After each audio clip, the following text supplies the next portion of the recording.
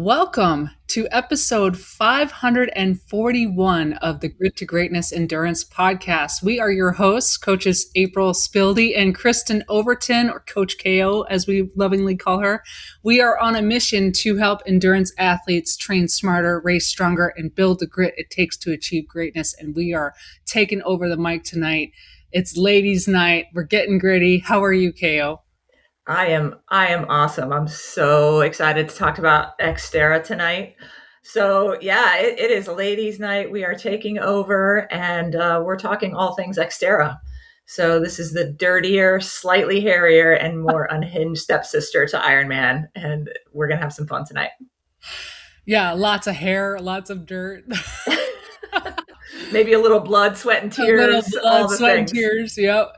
Yeah. I can't wait to break it down with you. We're definitely going to pull the curtain back on what makes off-road triathlons like XTERRA so much fun. And I'm so happy that I get to do this with you, KO. We do want to send a special shout out to our co-host, our host extraordinaire, I should say, Rich, who is graduating or who is celebrating the graduation. I'll say it's a parental graduation too here. There we go. It is definitely. His daughter Lauren is graduating and they are in Omaha. So we're just sending them all of our love. All right. So we have a couple of announcements. First up, we are going to give special shout outs to our G2G athletes. Yeah, we have an amazing athlete, Kristen, who was part of the relay of the 70.3 Gulf Coast this past weekend. And she did the swim portion, and she is 6 months pregnant. And she got her and that baby in her wetsuit, and she crushed it. So congratulations, Kristen. You are a rock star. Total rock star. I loved seeing the photos of her like holding her baby. And so I know awesome. This is such a big win for her and her family. So congrats, Kristen. We are proud of you. We also want to give special shout outs to Lauren Brown, Coach Lauren, and my athlete, Kevin Cole. They are both racing Chattanooga 70.3, Chatty, as we lovingly call it. And we know they're going to bring the heat and represent G2G well. Lauren is already settled in. Her bike looks great. She's carb loading as we speak. She's ready to rock and roll, that's for sure. Yeah. And, we'd be remiss if we did not give you a shout out, April, because you are currently sitting in Alabama right now, waiting to crush your North American XTERRA Championship race this weekend. So part of the reason we're doing all things XTERRA tonight. So go get after and definitely get gritty, April. You're gonna kill it. Excited to see how you do. Yeah, thank you, KO. And we'll talk more about it, but travel went extremely well. The bike, got that all prepped today, had a great preview of the course today. And, my coming down from elevation to sea level and being in humidity, I'm in love right now. Right? You actually have a little moisture in your skin, right? Yeah, I reverse aged. Right? It's unbelievable. It is. It feels so good. I slept really well last night. I think my heartbeat lowered by 4 or 5 beats just because it's not working as hard at elevation. Right, yeah. You got a few extra red blood cells in you. Yes. You're primed for this race for sure. Topped off, yes. And that leads perfectly into our discussion tonight. We are talking all things XTERRA triathlon and how to prepare for off-road. Here's how tonight is going to go. Part 1, KO and I are going to take turns answering some questions to break it down. What is XTERRA? How do you prepare for it? What makes it different? And basically getting you ready for your first XTERRA race. Then in part 2, KO is going to flip the script and put me in the proverbial hot seat about XTERRA North American Championships, which I am racing on Sunday. So when you hear this, I will still be waiting to race. So send me all the good vibes that you can. It's going to be a doozy, KO. You're going to be ready for it, but we will. Yeah, always good vibes going to you and everybody else racing this weekend for sure. All right, April. So, let's set this table. Let us know what is XTERRA triathlon and how is it different from, what we're always talking about in our regular road triathlons. And, obviously we know what a triathlon is, swim, bike, run, but what makes XTERRA different? Yeah, when we first mentioned it, it's like the ugly stepsister to Ironman. It is exactly that. I want you to imagine the dirtiest, smelliest, knock tooth. No, I'm just kidding. It is just a whole nother animal all in itself. So it's all off-road, meaning, for instance, where I'm at right now, it's a lake swim. It's a mountain bike ride and then a trail run. So we're taking everything to the woods, essentially. And XTERRA is known for being a global brand, and a lot of their races are outside of the US. So very fortunately, the last couple of years have hosted their North American Championships here in Alabama. So that's how I fortunately was able to come across it. But most of these are all across the world. And right now, this is number 4 in the World Cup series. So you have pros here, you have all kinds of athletes here, and it's just a really fun, gnarly way to get into this sport. That's awesome. Tell us a little bit about the distances. I did a little research myself, and then all of a sudden there's like all these different things that you can do. But is there like a standard, especially for the championships? Yes, great question. So when you think of Ironman, you might think of 70.3 distance or the 140.6. XTERRA is its own thing. So its standard distances, and I'm going to put that in quotes, is usually 1.5K swim, a 30 to 35K mountain bike, 18 to 23 miles, and a 8 to 10K trail run. The terrain makes it much more difficult, though. And I liken this, it's what this is called, what I'm doing this weekend is a full triathlon, which is the 1.5K swim. It's a 35K mountain bike and a 10K run. I liken that to a 70.3 in exertion level and time as well. Even though it's going to be shorter time than I'm used to doing 70.3s, it's the exertion level is high. Yeah, I can imagine. I can imagine for sure. That's awesome. Yeah. That's awesome. Like, how did XTERRA start? Where, like, yeah, we obviously know that the Ironman was born, on the island of Hawaii and kind of blew up from there. How did XTERRA kind of get its origin? Well, Hawaii must be an inspirational place because it also started in Maui in 1996 as a way to bring triathlons to the wild. So I think there's some magic in the air over in Hawaii. There must be. Yes, and I can also see why that is so appealing, because if you've ever ridden or ran in Hawaii, the trails, it's like this beautiful black soil, super loamy, and kind of a mountain biker's dream. So I can absolutely see how this was built there. And one of the great things about XTERRA is that it's a completely different vibe, KO. And I love Ironman, don't get me wrong, like the camaraderie, the competitive spirit, the brand itself is all, it has a lot of power. But when you go to XTERRA, like it's like a big party. That's like definitely like, what I envision, it's like almost like this, outdoorsy camper's paradise where Yes. you just like go and, everything's just kind of chill and you just go and get dirty and have fun, It is. Yeah. I mean, they have food trucks everywhere. They have a stage. So it's a festival. It's like a race. It's built around a festival. So they'll have live performances each night. They'll have their different like short track, pro and am, and then they'll have the full triathlon. So like today was the actual kickoff of North American Championships with the women's elite short track and the men's elite short track. And then tomorrow they have a super sprint, they have a sprint, and Sunday is the full triathlon. So it's every day is jam packed full of different things. Like they do yoga together in the morning. They'll go out and have coffee together. Like, because it's not, we're not talking about like 5,000 people, right? We're talking maybe, I don't even know, 500 at the most. And everybody knows everybody. The announcer, the female version of Mike Riley, she's amazing. And just, yeah, just so much fun. So much fun. That's so much fun. Yeah. I just imagine it is kind of a tight knit group. You just go and have some fun, and, everybody's just like cheering everybody else on. KO, they even give out free friendship bracelets. What's better than that? I don't know. I think I'm sold with the friendship bracelet for sure. That's my kind of territory. Let's go. Yeah. I love it. Yeah. All right, time to dust off that mountain bike. Yeah, come on over. And my next question might again percolate some FOMO, if you will. But who do you think XTERRA is for? Because it can sound a little bit intimidating from the outside.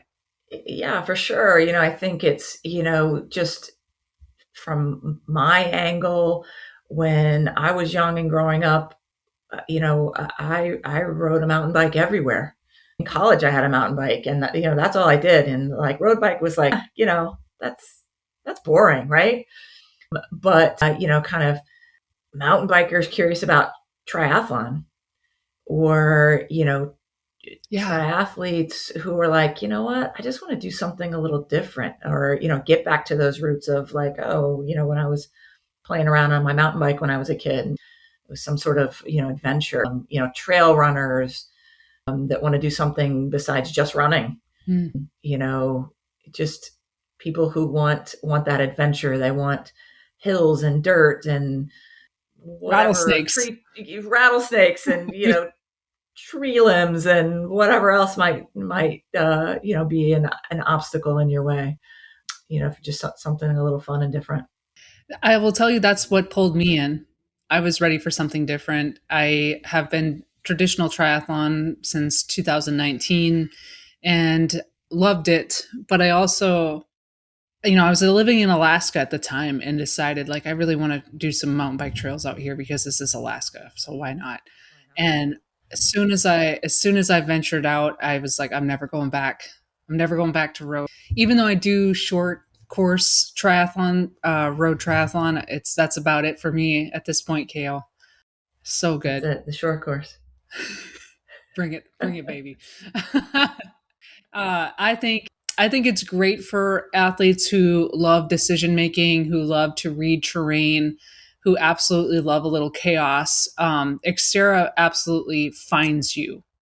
Also, I talked about intimidating. It is beginner friendly as well. Like for instance, tomorrow, the super sprint, it's a great entry point for a lot of people to go off road.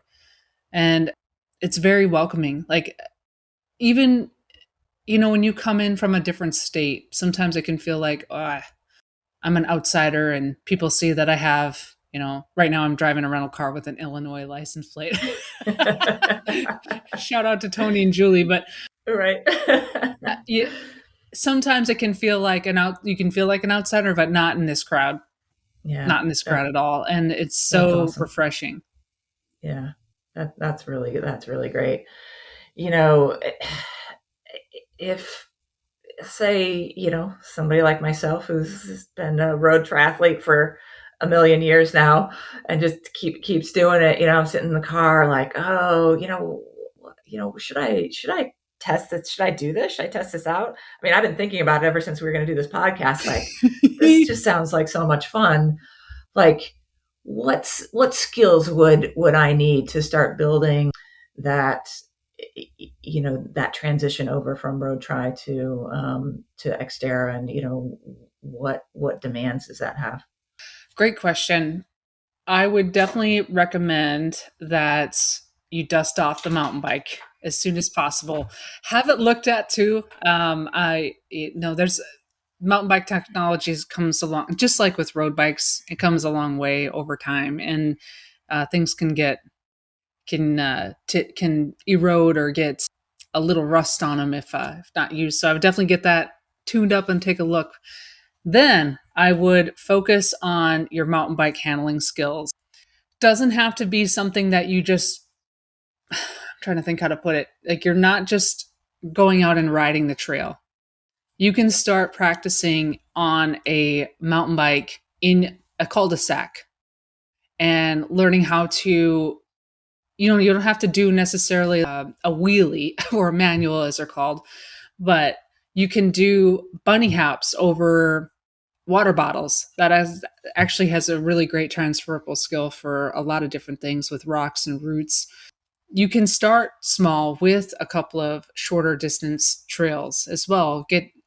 If you know or have exposure to some trails in your local area, just getting out and feeling what it's like to have that type of rolling resistance and to know how to power up and over ledges or rocks, knowing how to get through a rock garden, getting enough momentum and power to maneuver as well as manage your handlebars. I will say too, I had to learn the hard way just a couple of weeks ago that sometimes you don't have enough space between trees to get through without knocking yourself over.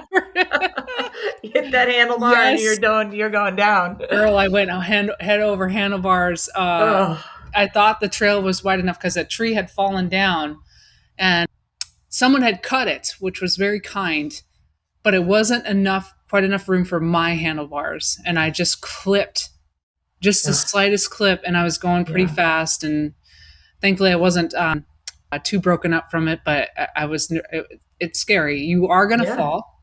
Yeah. There's some of those things that can happen, will happen if you stay in it long enough. And the biggest things are knowing your limits.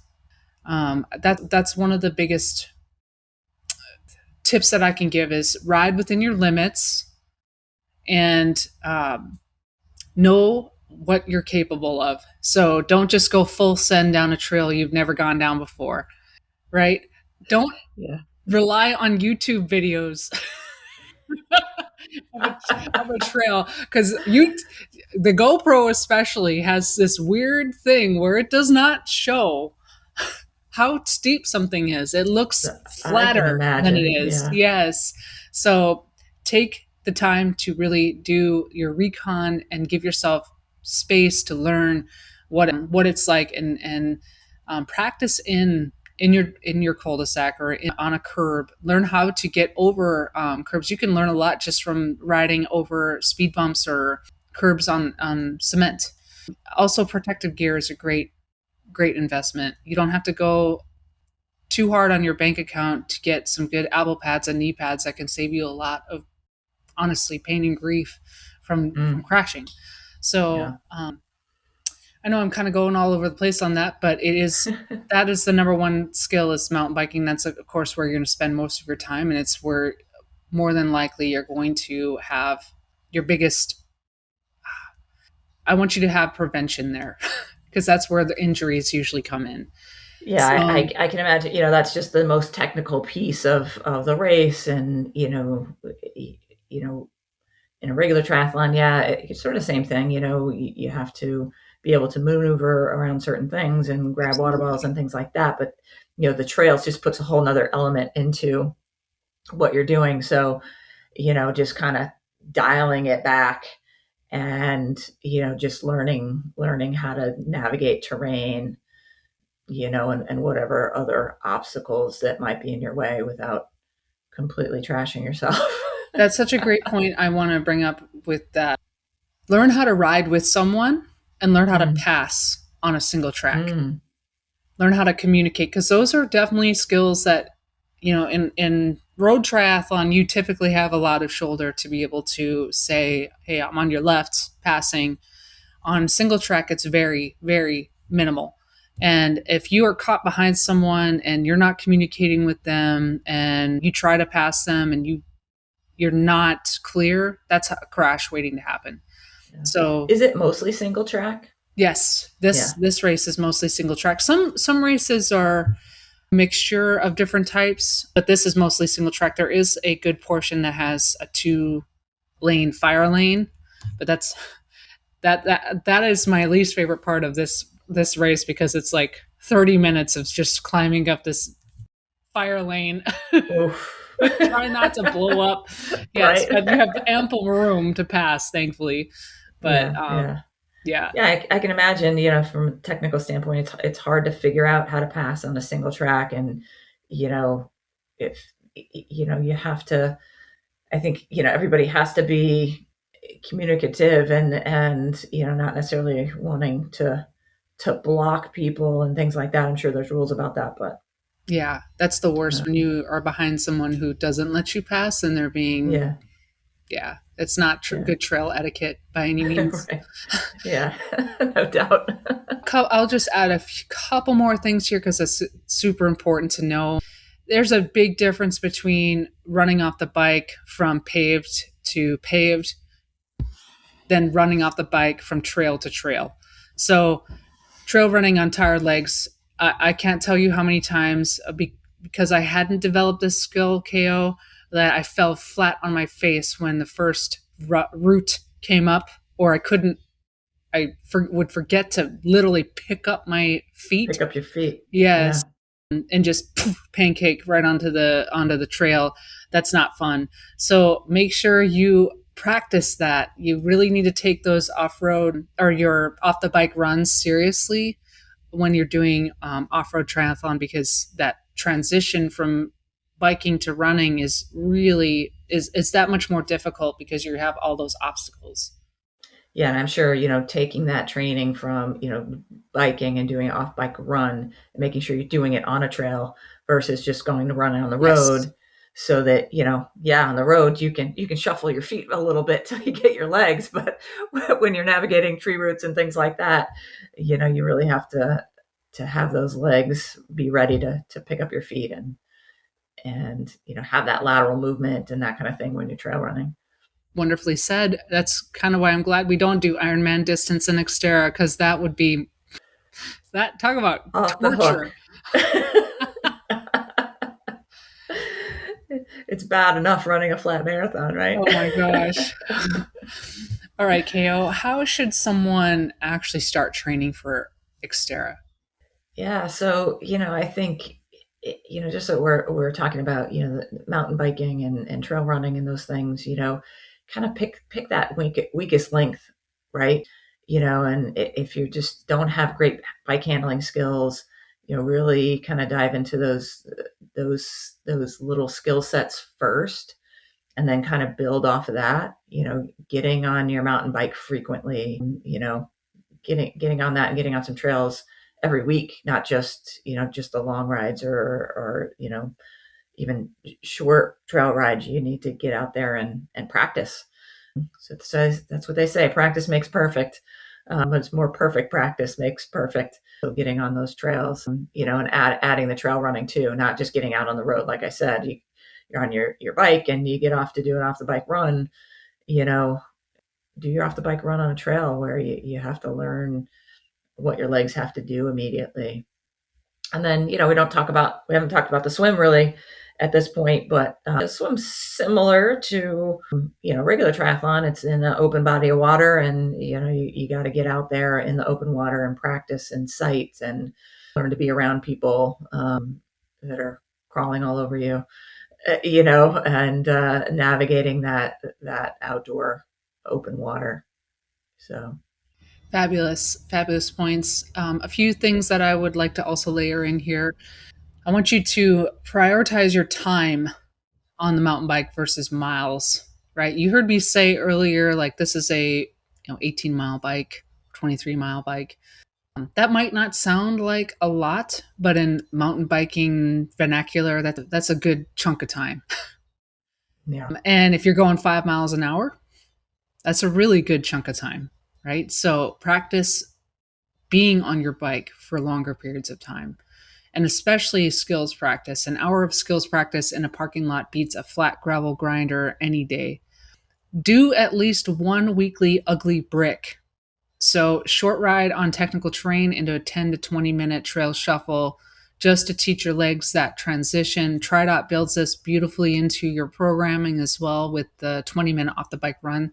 And just like KO said, make sure you actually get on the trail. Don't just do this straight out to pavement because you're not getting the benefit.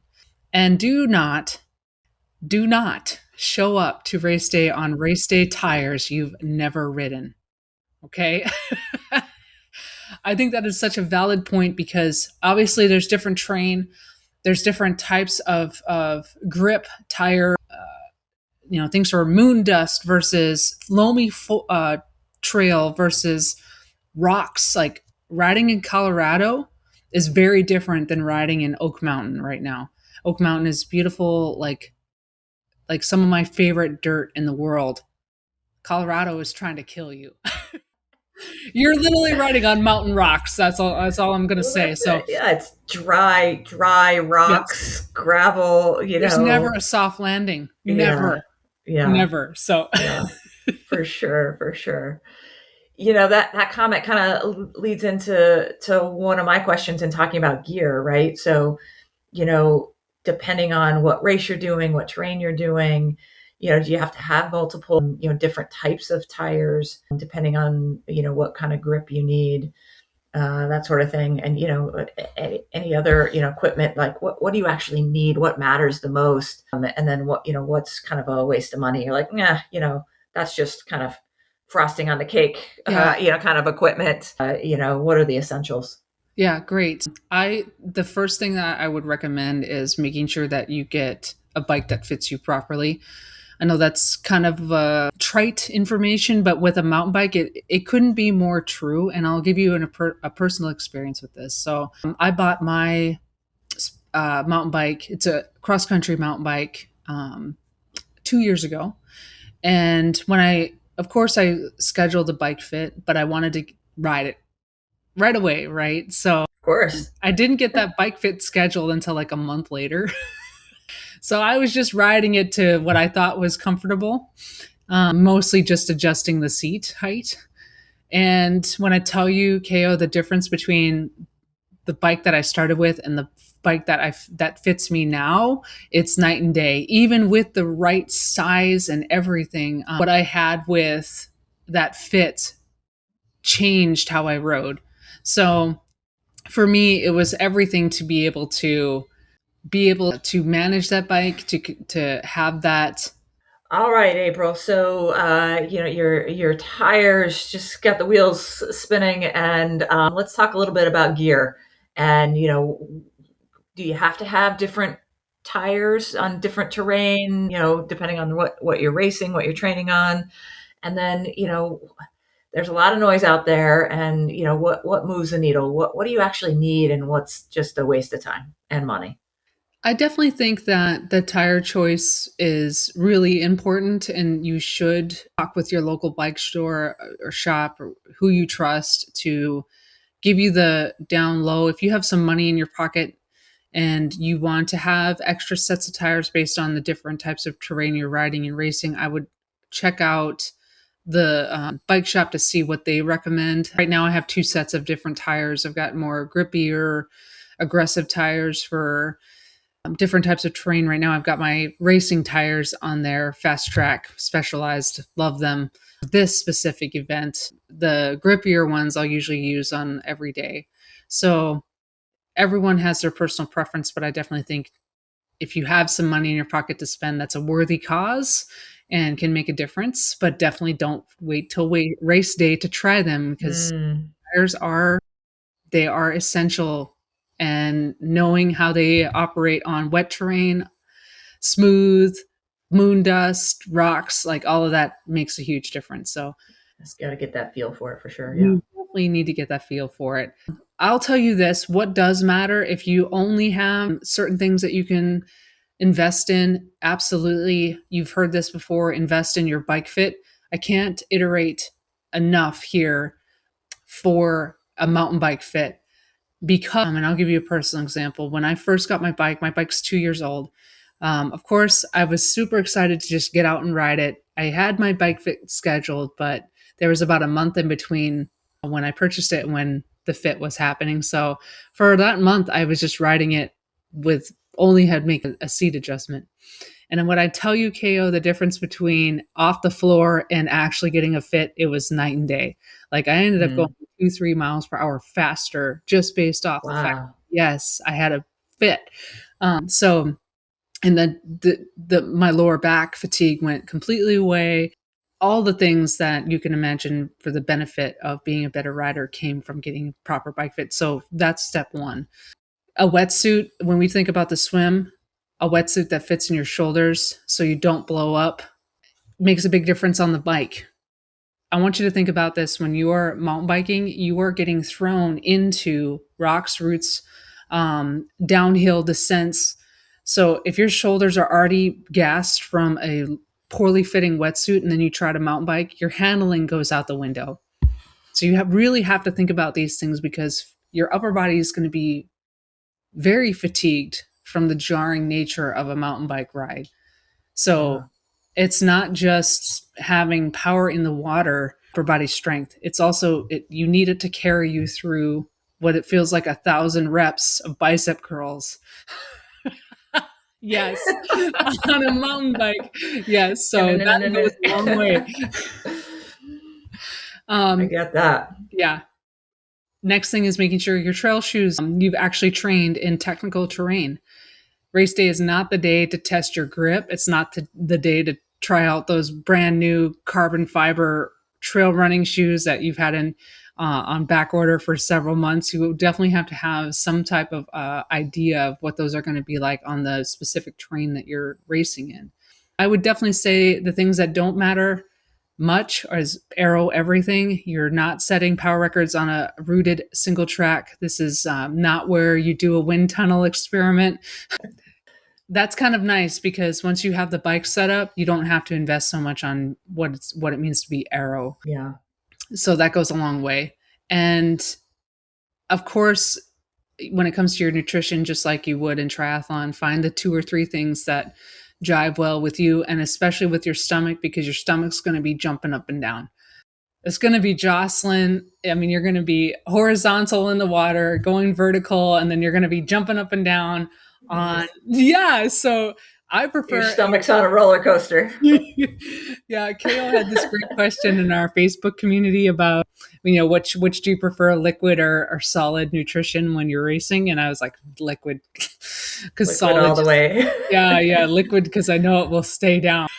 Yeah, it won't get jostled to bits. But find that 1 or 2 things that you enjoy and rehearse with it. Yeah, perfect advice. All right, let's wrap this up with our last question before we do a little bit more of part 2 here. Real talk, what's the biggest mistake you see new XTERRA athletes make? Yeah, I mean, I can imagine it's just, showing up and not being, trained on the trails, and underbiked. I think that's probably one of the biggest things.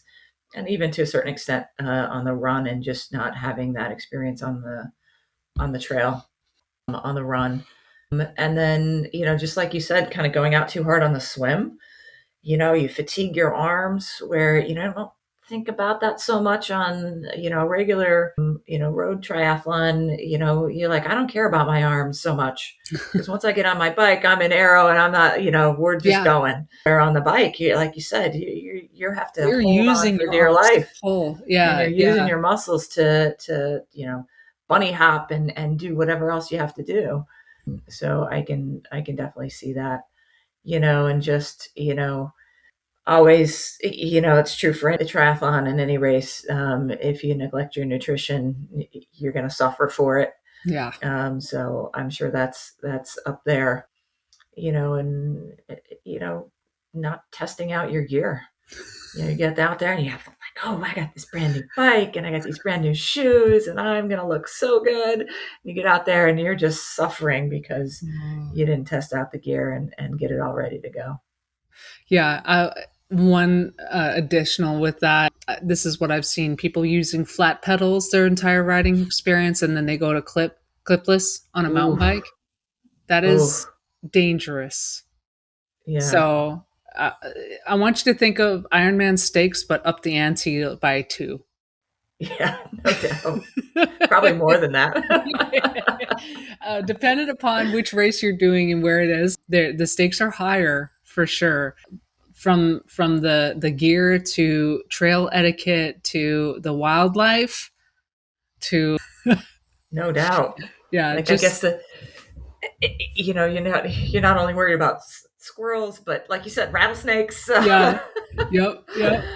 Who knows, bear? I just saw some bear today. Walking across the parking lot of my office. So, Kale, I got to tell you real quick, a little sidebar here.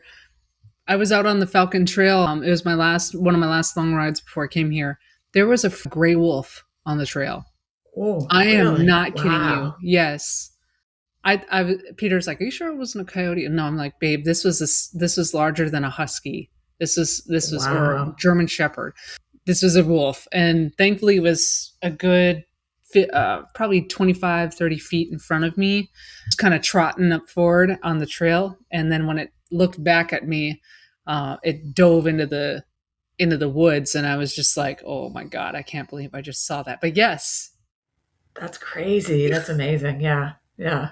yeah, which Yeah. I You was never happy know to what you're see going to it. see out there. Yeah, I know it Yeah. could have eaten me, but I was happy to Yeah. see Right.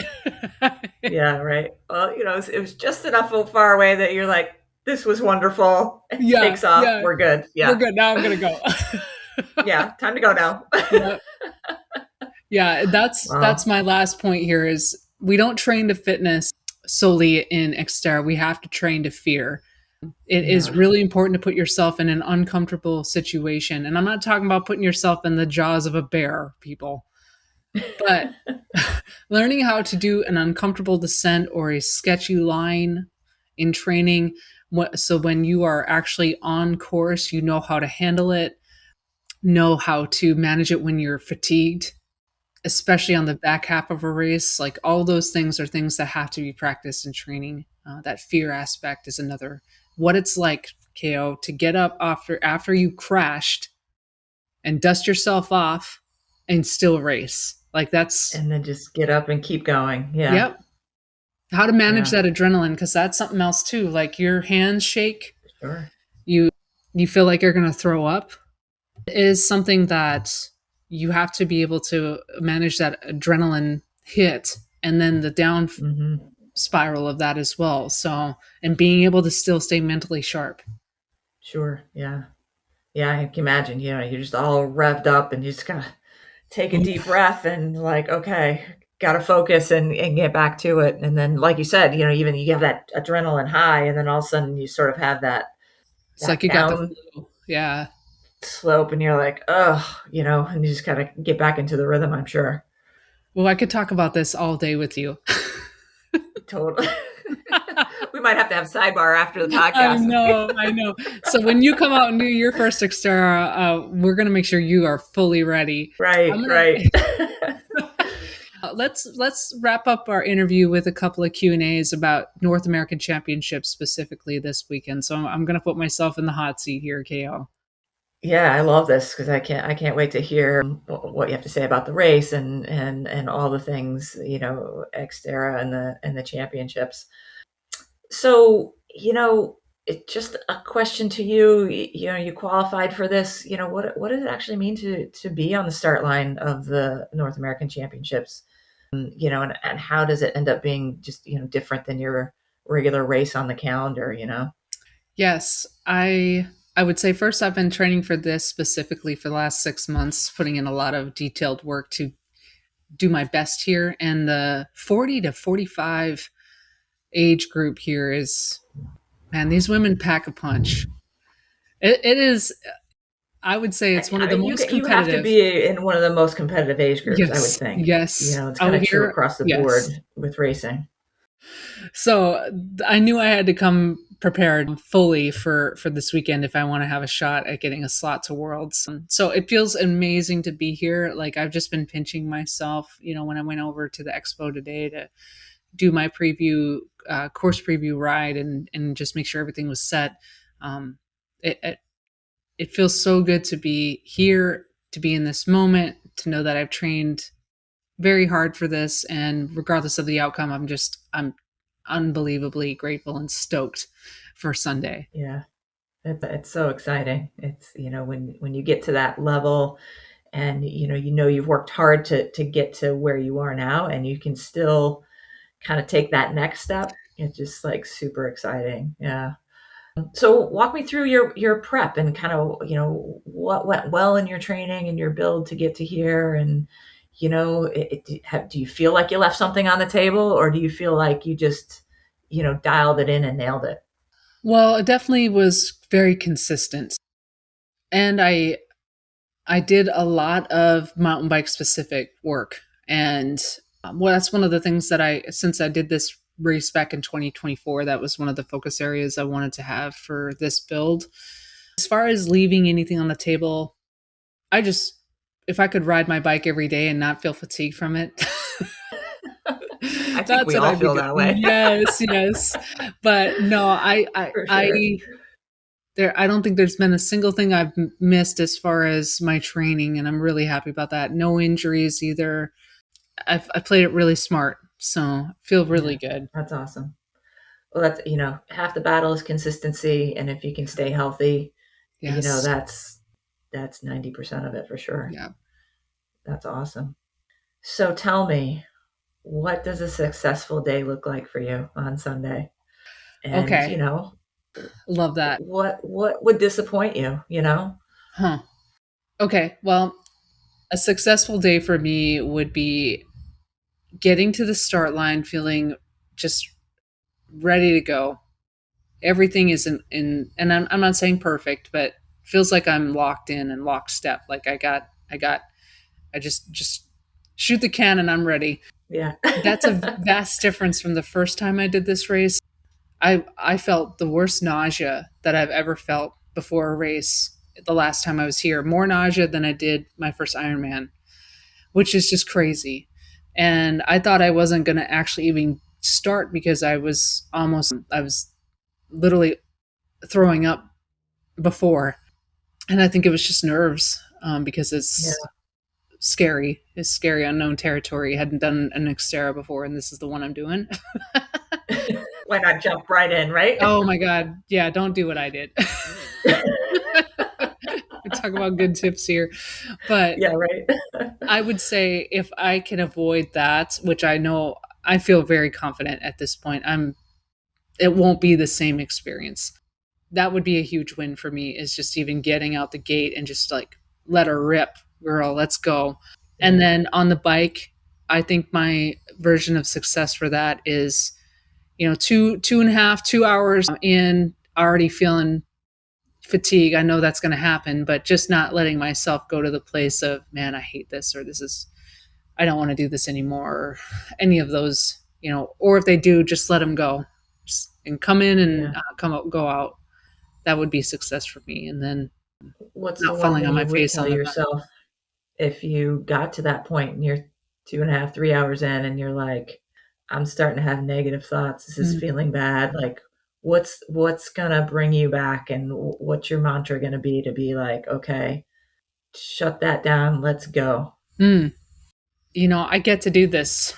Like I get to be here right now experiencing this moment, and I can guarantee there's not a lot of people who can say that. I think that's for me the attitude of gratitude, just coming back to like, hey, April, this is unique. This is very special. You get to feel this way. You've earned this feeling. Like those are the things that come back to me that really hype me up. I don't even know if I'm going to be able to sleep tonight thinking about it. I love that. It's so true though. Just be grateful that you can be out there and amongst all these great people that are doing it with you. It's the best feeling. Thank you for that, KO. Thank you. Oh, all right. Wow. Well, like I said, this is going to be hard to go to sleep tonight.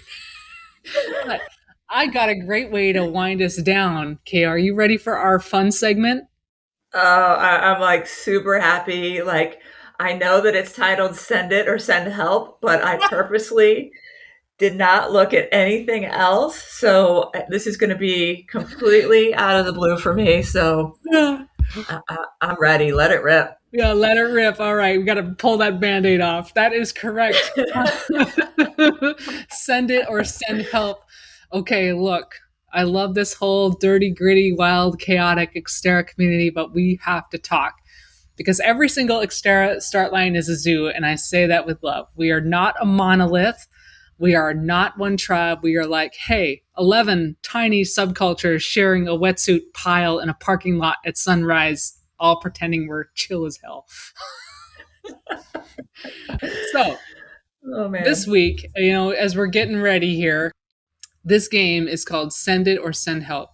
KO and I are going to describe different species of XTERRA athlete, and we have to decide, are we sending it or are we sending help? KO, are you ready? I am so ready. Okay. This is going to be fun. All right, my first athlete here. So you're going to tell me whether or not you would full send or send help. This athlete is the person who finishes a pre-ride and immediately says, honestly, I barely touched the brakes. I think we need to send help. that person's going to be all over the place. Yeah, that's a madman right there. Yes. Yeah, that's total madman. Yeah. Agreed. All right. Number 2, the guy with the $12,000 mountain bike who still can't clip in cleanly at the start line. I say send it because this guy's going to barely get past the start line. So everybody else is going to be long gone, and it'll just be entertainment watching him struggle on his $12,000 bike. Send it, baby. Yes, this is a lesson in perpetuity right here. Yeah. Okay. All right. The athlete who says, I didn't bring nutrition because it's only a few hours. That athlete needs help. Yep. Send help. The ambulance. Yeah. Send the nutrition train. Yeah. Yeah. All right. The full send descender who scares everyone in practice rides, but somehow always has a flat by mile 5. This is a tough one. I think send it. Yeah. Like, all right, just, maybe this is the time. This is my time to attack. Yeah, there you go. Yeah. Like, so I know this guy. Yep. This is going to be fine. Yep. All right. The athlete whose entire race strategy is just vibes, pure vibes. Oh, send it for sure. Yes. This is rock on. The good vibes always win. Yep. Rock on. I love that. All right. The person who turns every technical climb into a hike a bike and somehow still looks emotionally unbothered. I mean, I think you got to send it because 100%. This person is so chill. Like, this is my favorite person. Man. Yep. Right. Yep. Just chill. Like, yep. I'm walking my bike up this thing for a bit. This person has conquered the world in my mind. Yeah, totally. If they're unbothered and they're totally just doing their thing. Unbreakable. Yep. Oh. Yeah. All right. Number 7, the XTERRA athlete who owns 6 hydration packs, 4 pairs of hand bottles, and still asks to borrow electrolytes. Send help. Send them a nutritionist, I think. Oh my gosh, yes. They need help. They need help. All right, we got 2 more here. The rider who finishes covered head to toe in dust and proudly says, dude, that was so sick. Oh, totally send it. Yes. Those are the people you want to be racing with. Those are the surfers of the mountain bike world. Yeah. All right, final one. The athlete who gets dropped on the bike climb, passes everybody on the trail run, and finishes with tree branches stuck in their hat. Send it or send help. Oh, I would. This is really funny because it kind of goes to my mantra. Like, the bike is my strongest event in a triathlon, and the run is always like the toughest for me. And so, I'm cruising along, and then all these freaking good runners just come running past me. Wow.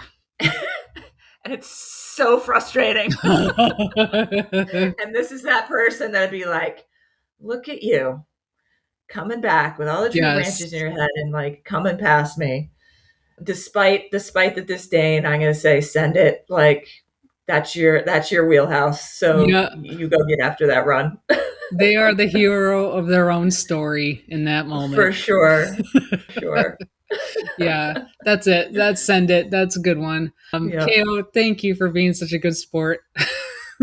Oh my gosh, this was so much fun. And I now have to add another bike to my armamentarium.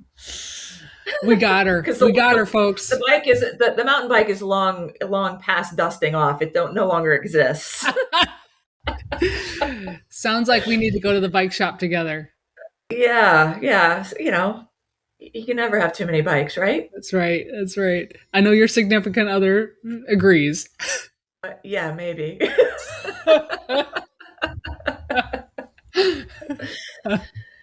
She doesn't need to know. No. Look at this cool thing this I is so acquired. much fun. Yeah. I love it. All right. Listen, April, have the best race on Sunday. I'm so excited for you. It's going to be fun.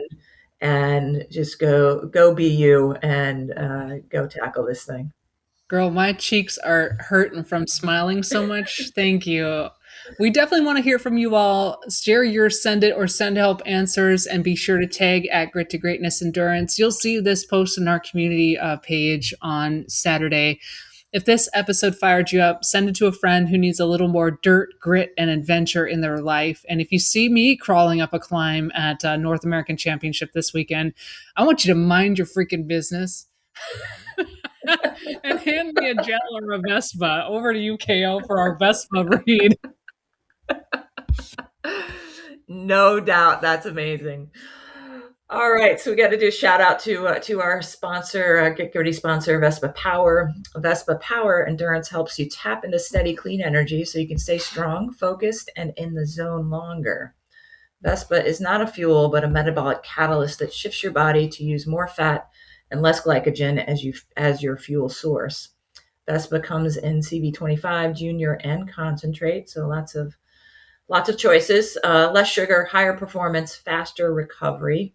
Home of Vespa Power products, optimizing your fat metabolism. We have a discount code, G2G Vespa 15, and we have a link attached in the podcast. So go and try out your Vespa. Yes, I'm definitely going to be taking my Vespa this weekend too. Hey everyone, thanks for spending time with us today on the Grit2Greatness Endurance Podcast. If you enjoyed this episode, please follow us and leave a rating and review on Apple Podcasts and YouTube. It helps us reach more athletes like you. Stay gritty, train smart, and keep chasing greatness. We will see you next week.